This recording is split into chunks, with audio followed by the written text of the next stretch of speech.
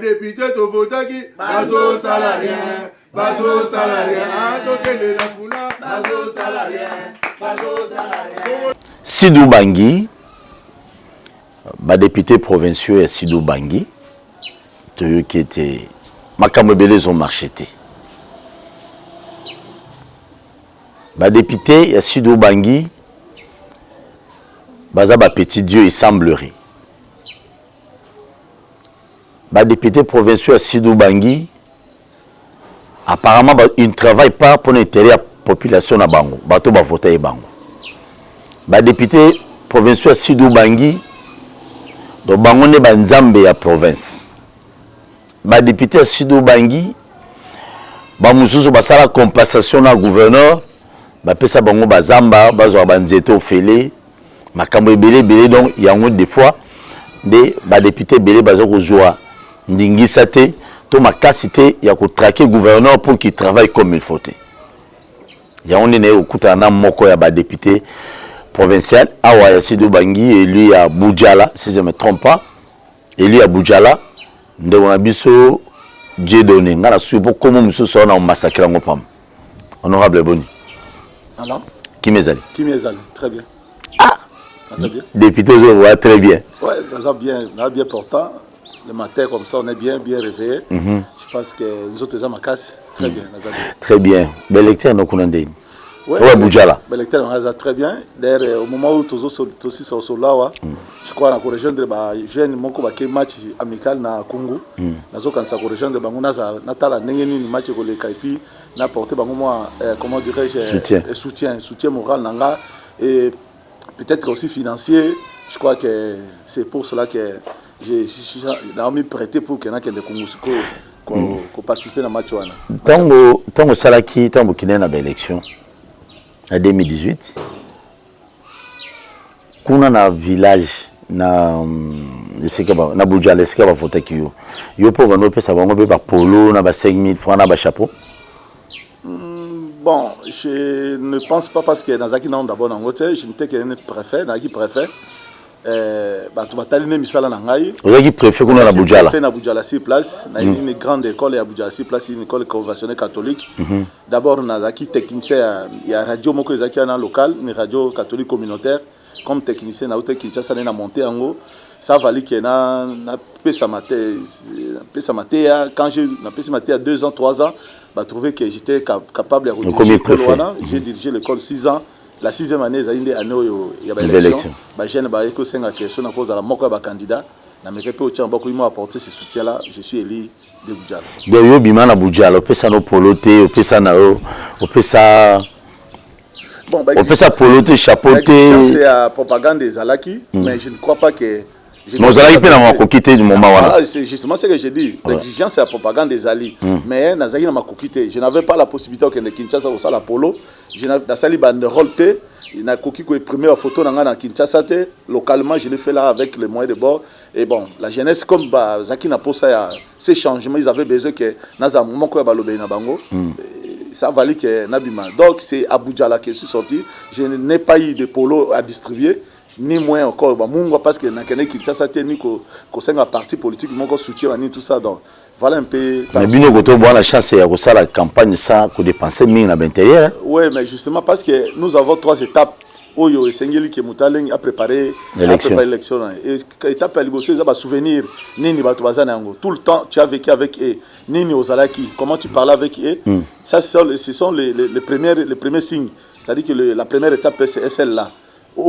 Même comme je suis député ici, il ne faut pas que ce comme une propagande, donc tout ce que je suis en train de faire, c'est là, c'est ce que je dis, vous entrez dans les souvenirs et abatou. Après viendra la propagande elle-même.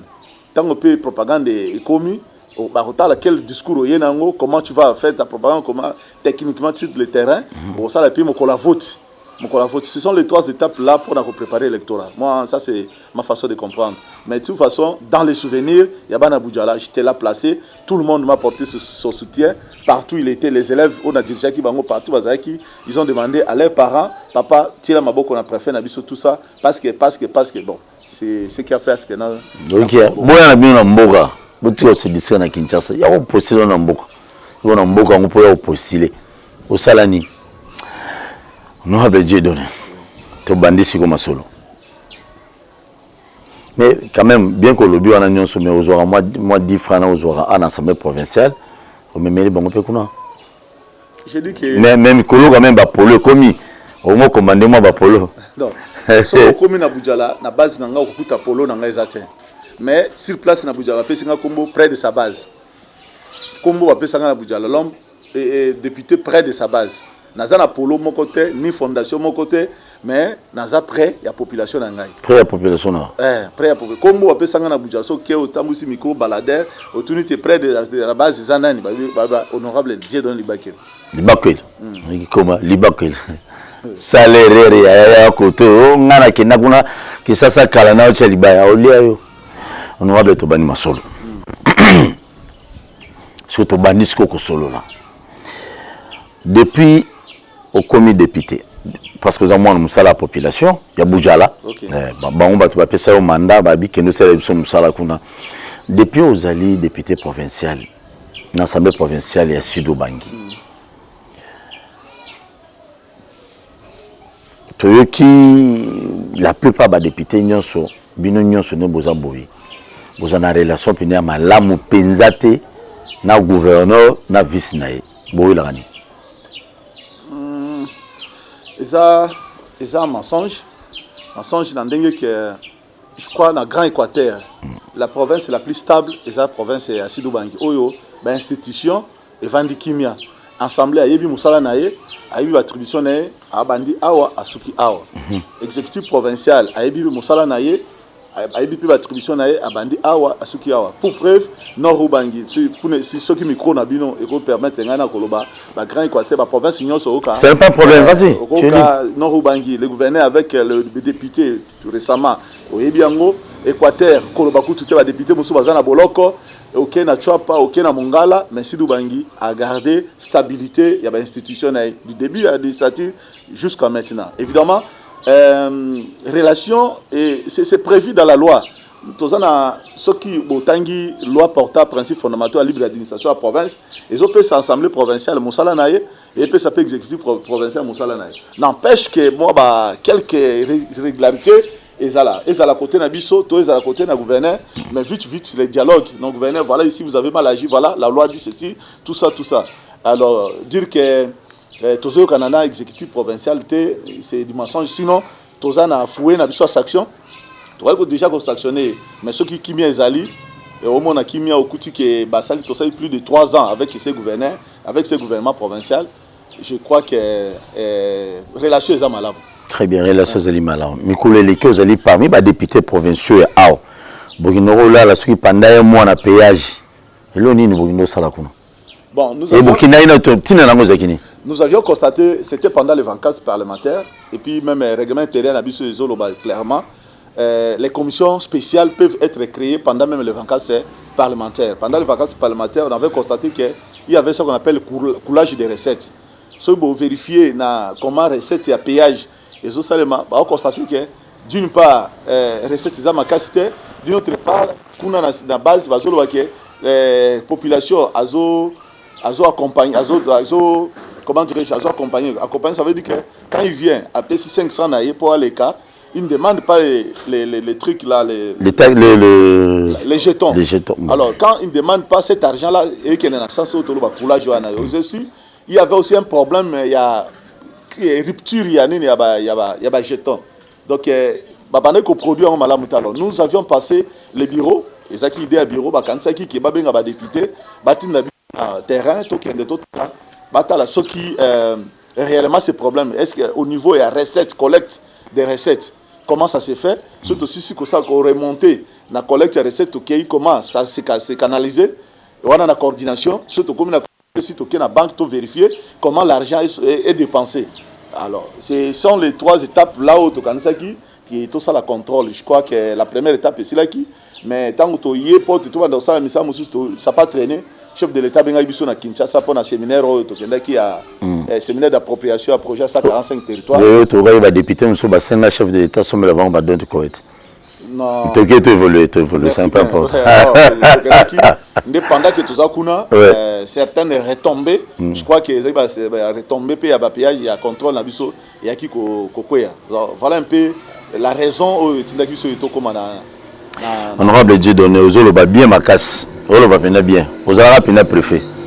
Mais place au moro yope faut zone sabiso na muke parce que bazako akize bino babi bino pe ba député provincial à Ao bozaki pour quelque chose aussi pour na mbongo na péage tant ozolo ba il faut pas ça contrôle na banque mais bino pe ba noli apendam bon ba député musu bochaki pe ba ndeko na bino ba péage wana po bozo mbongo contre la nyonso terme na caisse à l'état na province.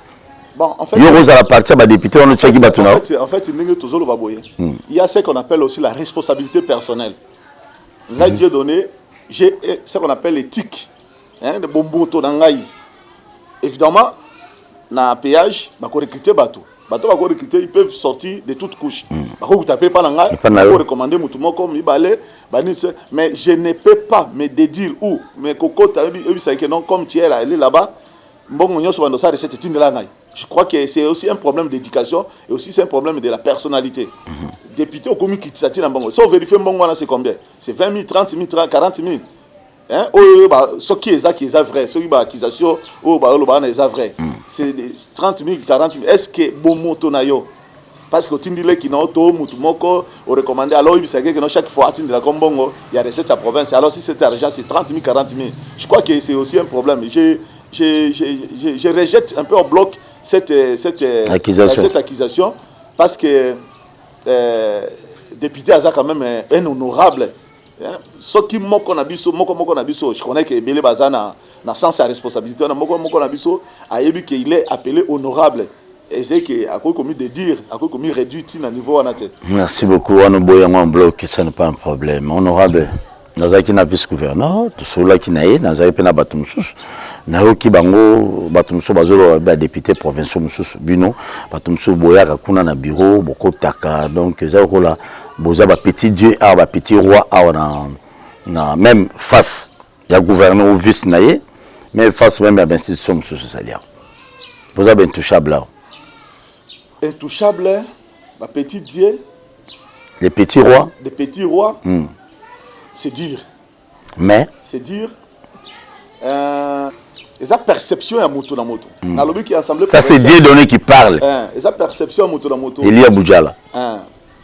Nous sommes la première institution de la province. Qui dit première institution de la province, c'est comme si tu as Licolo.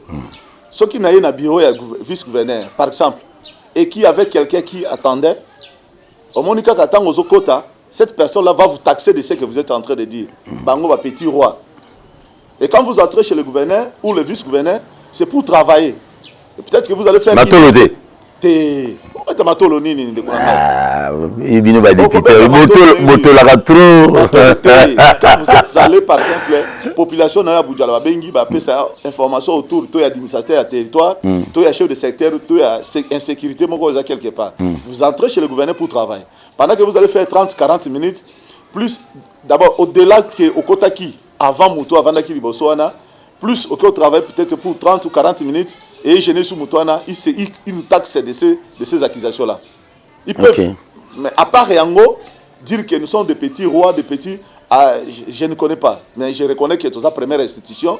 Ce qui Moutato aussi, donc on a la loi portant principe fondamental à la libre administration de la province, comment on a dit député un honorable. Un honorable. Oui, c'est alors le Koumouana, ce qui aux yeux en na sens mabé ndeba to benga ngo orgueil. Merci. Sinon so on a ndema oza osengeli aux respect. Mais première institution babi ba député musu ba boto ba sabato. Faire marier député boto. Ça sont des problèmes comment dirais-je, problèmes individuels. Individuel, mais le vie ba honorable, boza honorable. C'est un problème individuel, ça dit que je n'accepte pas l'indemnité qui est du Kambabongo Zali.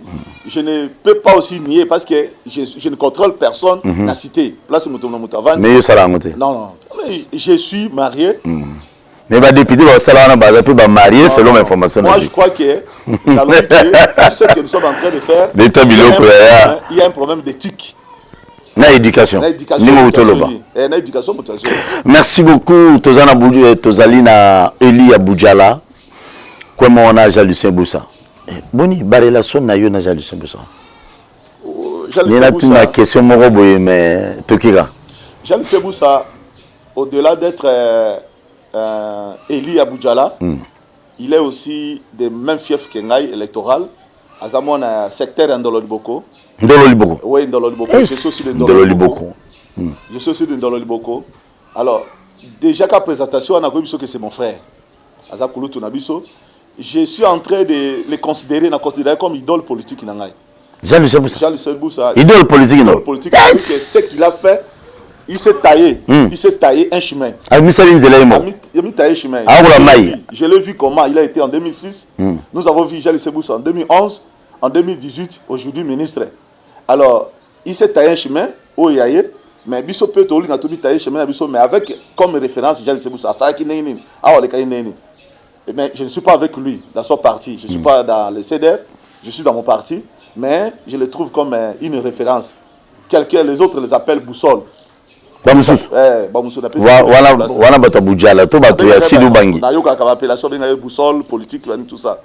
Boussole c'est un indicateur, non? Ça le ce vocabulaire aussi, moi je peux aussi le prendre comme mien, mais je le considère comme de Jean-Lucien Boussa Azamai Azamai pour Nabil pour Maya Michel Ranzela moko. Oui, c'était ce chemin pour qui a comme place à comme pas comme grand. C'était ce chemin. Je connais comment Abandaki en 2006 et je connais comment il est maintenant.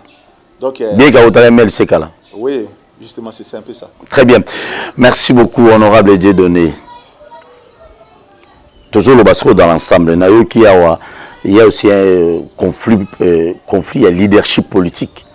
Batambe bakuna balobi biso nde tokangi Sidou Bangui. OK, kuna makila bien de fin utobenga nani Jean-Lucien Boussa siko boussole. Okoyoka bato mususu kuna ba créer kombo mutu mususu basangu mape bazali apama leadership politique ya Sidou Bangui qui bloque nana zo bloquer. Merci pour l'opportunité parce que ngana lo balikambo yo est très saillant na province na biso.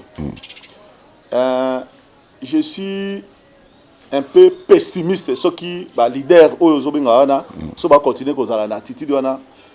So va continuer chacun regarder campement et que la leadership naninga wele là et que sur la province na bisoté.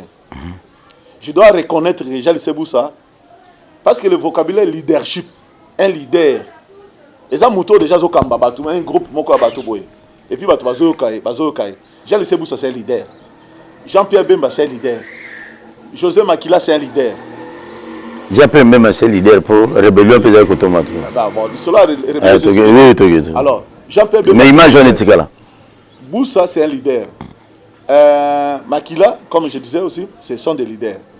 Mais tous, ceux qui battent la leadership, chacun, en ce qui le concerne, qui n'a pas le monopole à Sidou Bangui, au Kokate, place à bloquer moi.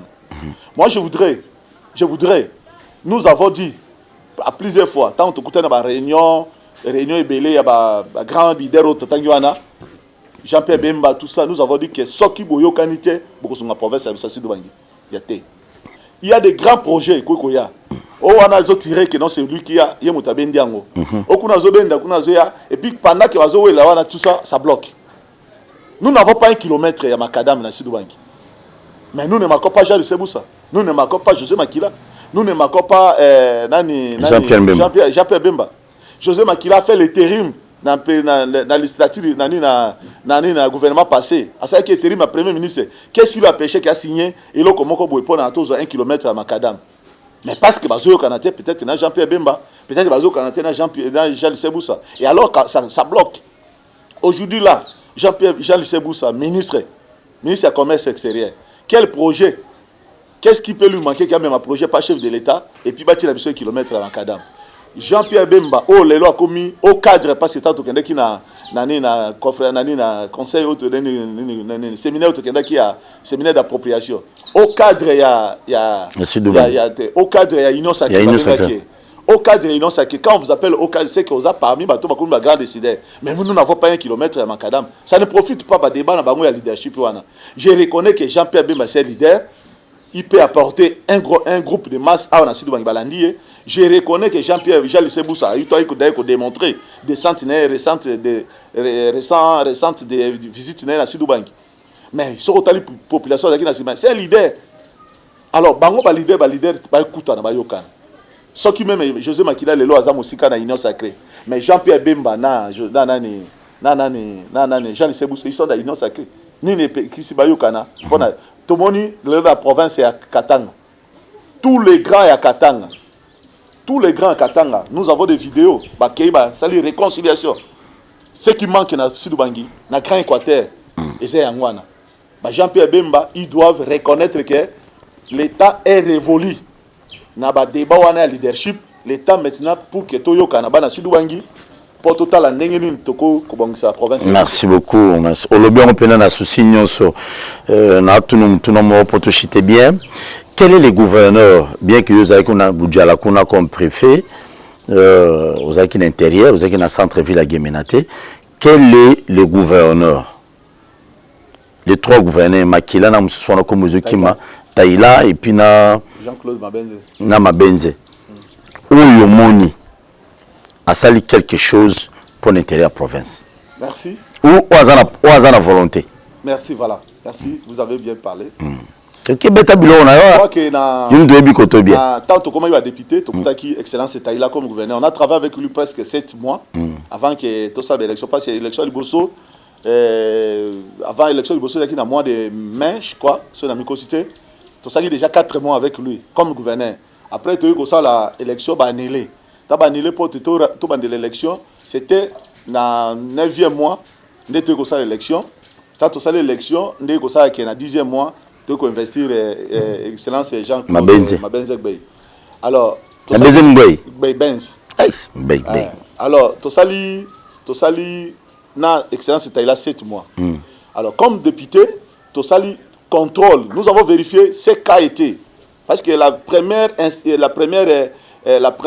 assemblée, il y a Sidou Bangiango. Bandeko Bazaki Liboso, Ezaleki Bandeko Bazaki na la province Mbandaka, l'État bazong si bango nouvelle, mais pour que la première législature où ils a élu et vendu à les législature. Alors nous avions vérifié les traces. Qu'est-ce que Makila fait? Quelles sont les traces qu'il a laissées? Qu'est-ce que Taïla a fait? Qu'est-ce que les traces il a laissées? Donc que la gestion de la province, ça m'engage comme député, ça m'engage. La province a été gérée, a été mal gérée. Dans le moment Makila. Tous les 2 gouverneurs. La province, pour preuve, FONER a existé. FONER, Fonds national d'entretien routier. Et ça fonds, et ça le gouvernement national. Bah dispose d'un fonds, bah ça dans la province pour l'entretien routier. Ça existait depuis longtemps. Mais pour tout le monde, les FONER a PC OVD, Mbongo, et ça quand l'initiative peut tout le monde à caniveau ou à salage. Si tout le monde devient châtié, nous allons se commis chantier à caniveau parce qu'il n'existait pas. Ça l'a quitté. Ok, papa, vous avez bien. Là, c'est la maquinale. Panneau solaire à 35 000. Il y a eu de l'argent financé pour la construction de la grande salle. Ça, la réunion. Nangonga excellence. Makila. Makila. Et mon anité. Là, c'est ton gamin te éviter. Il y a eu de l'argent emprunté dans Freelance pour la Kosomba Kankoto. C'est 2 500 000 $. Les loyaux, province, ils ont croupi à cause de 2 500 000 $. 2 500 000 $. Bah, 640 000 $. Bah, sombi concession à compter au moni place au ministère est vendu. 1 million, à peu près 1 million 800. 1 million 800 de 000 $. Place Kenda et Banité. Voilà un moment Makila. Nabi to sali contrôle, j'étais parmi les députés dans la commission ana. Et puis commissionnaire à Freeland, à Fundi province, ba Sambi province à Kwei. Ba bloqué, ba compte la province, ba bloqué, ba biloko la province, ba ça la vente aux enchères. Comme ça ba oteka, soit qui concession coton, soit là c'est que ça va ramener. Voilà la gestion Makila. Oui, mais ça a été précisé. Ça a été dans la période de 2,5 millions, ça a été dans la période d'excellence de Makila tant que gouverneur. À défi mbongo na Freeland, pour te asomba concession à Congo, Coton Congo, pour bâtir un ministère. Et 2,5 millions, raison à Vasaki na conseil des ministres à cette époque-là, puis à expliquer qu'il va député à l'époque, c'est que cet argent est kosungaye à réhabiliter ba bâtiment à équiper ba véhicule ba ni tout ça ba défi 2 500 000 $. Na Freeland nous avons vu les traces, il y a 640 000 $ au Bapesi na concession à Koto Congo. Mais na 640 000 $, une parcelle, les ana kati wana ezaki na valeur ya 112 000 $. Excellence makila mi récupérer yango. O atongi résidence là. Oui, ezana kati pango oyo liquidateur wa yaki. Ah beta biloko ngai supuria ye député. Liquidateur wa yaki. Bimisa. Liquidateur wa yaki ko teka Koto Congo a évalué ki concession wana na kati wana ya lopango wana o babenga jus d'étape.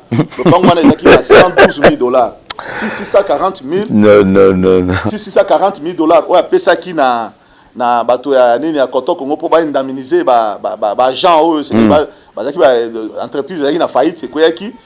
Alors 112 000 $ ezaki na valeur lopango moko.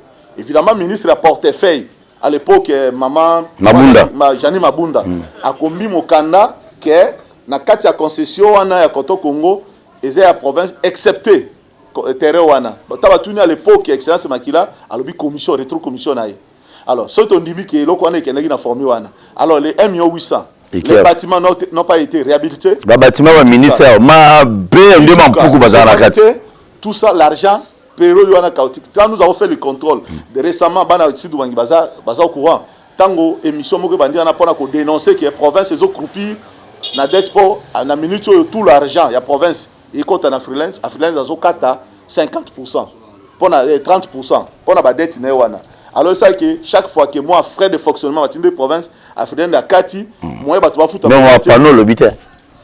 Donc les problèmes sont les aïbélés. Babi panneau il semblerait beaucoup une émission c'est un gouverneur, le gouverneur m'a dit le vice-gouverneur a lobby que panneau parce que contrat moi 70 quelques $. Oui. Pour na panneau excellence c'est la période d'excellence c'est là. On a ma taïla. Excellence c'est la période d'excellence c'est là. Taïla il y a 30 quelques $. À sali projet il y a électrification. Sur l'équipe bosso moi kamo ba panneau moko la pader ezana opousse moi pemé na ngwe peli so longwe et kufi ba tiamo à quelque la pader babi ba torche liboso ya assemblée provinciale puis liboso ya gouvernement gouvernement provincial gouvernement provincial et puis ba panneau ya électrification ya bureau ya gouverneur. Alors biloko na yaki mususu ndamu ebele ekenda kina ndako ya mango ndamu ebele mais tous ces projets ezaki à 70 so na miko cité 74 ou 72 000 $.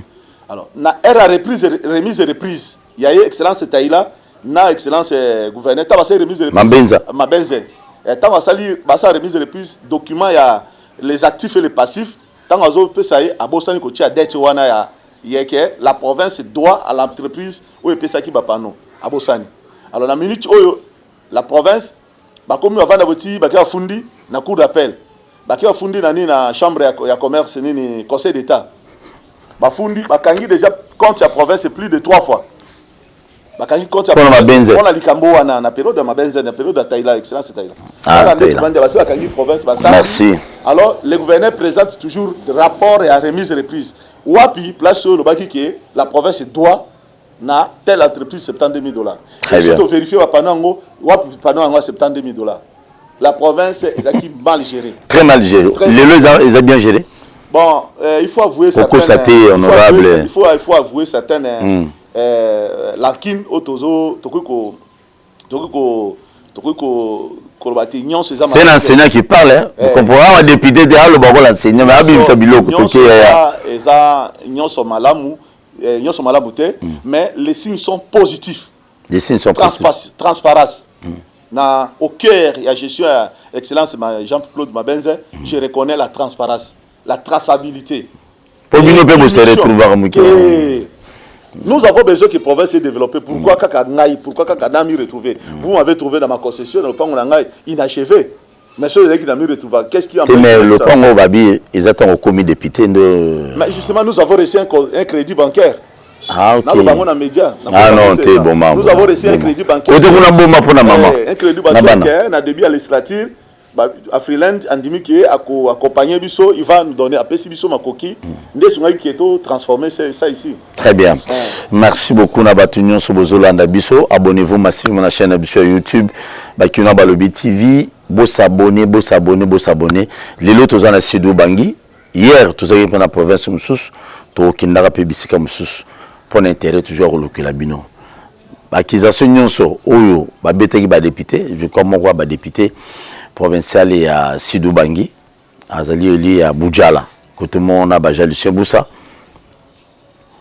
Je crois tout qui est attentivement honorable to komina suka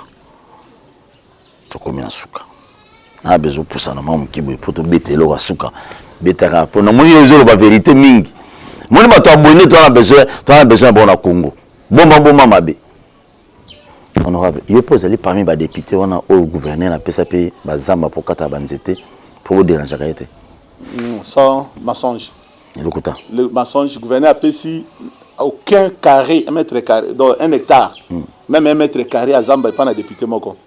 Aucun alors. Je suis le gouvernement, je suis l'Assemblée Nyonso, nous avons une majorité. J'appartiens dans cette majorité-là, mais je n'ai pas cette information que Moutoumoko a tikala eu 1 mètre carré à Zamba. Je dis bien 1 mètre carré. C'est bon. 1 mètre carré à Zamba, au gouverneur a payé. Parce que, évidemment, la forêt, il y a. Je suis à province, je suis à forêt, il y a un panache, il y a gouvernement provincial. Mais le gouverneur a doté aucun mètre carré. Bon, ça, c'est l'accusation à l'Okuta. Faux. Non, je n'ai pas 1 mètre carré. Il y a gouverneur avant de mingi dans la province. Et ça la condamne. J'ai dit que comment la province est gérée, c'est que non, la transparence. Mais il y a quelques imperfections au déceler. Une, par exemple, Ezali, léthargie. Le gouverneur, voilà, prenez la décision telle. Ça prend du temps pour qu'il prenne une décision. Une léthargie administrative peut entraîner beaucoup de choses. Ça, c'est ce que je reconnais. Mais aussi, Azopé, ça a plus de terrain dans le projet minene. C'est pourquoi les autres qui ont mis des bandes pour avoir contact et tout ça. C'est matériel. Comment dirais-je, centrale hydroélectrique, et ça lui demande d'être beaucoup libanda pour avoir contact na batouana. Mais alors que ce qui a mis à tika qui peut saper confiance dans la union, c'est parce que nous connaissons que le projet reste projet, il est sur le papier, il n'est pas encore réalisé. Évidemment, il croit beaucoup à cela. Sans que atala comment ndakunaye. Très bien. Ils allaient gérer. Donc, c'est quelques imperfections dans le décelé.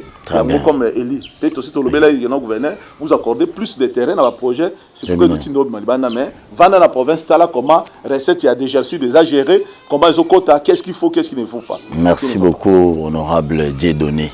Je vous dis un grand merci. Émission de M. Silia, moi, le loba, c'est ça? Bon, on a PSI, Internet, il y a ce mbote, et puis la chaîne de la télévision OMSA. En tout cas, merci Nayomoko. Dans ce pays, dans Kaberamen, on est ensemble. Merci beaucoup. On est ensemble. En tout cas, Bana Boudjala, Oyo Bakoyo, Kailo Koyo, à travers cette émission, je vous porte à cœur parce que vous avez fait de moi ce que je suis. Merci bien. Très bien. Est-ce que en 2023, Dieudonné, Bana Boudjala va voter il sous?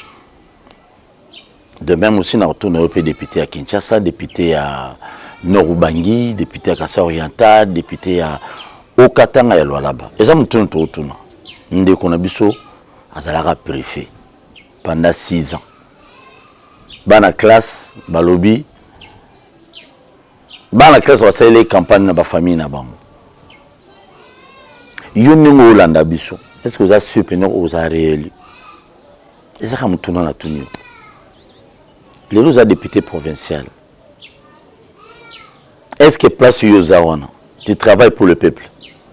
Nous tournons la tournure.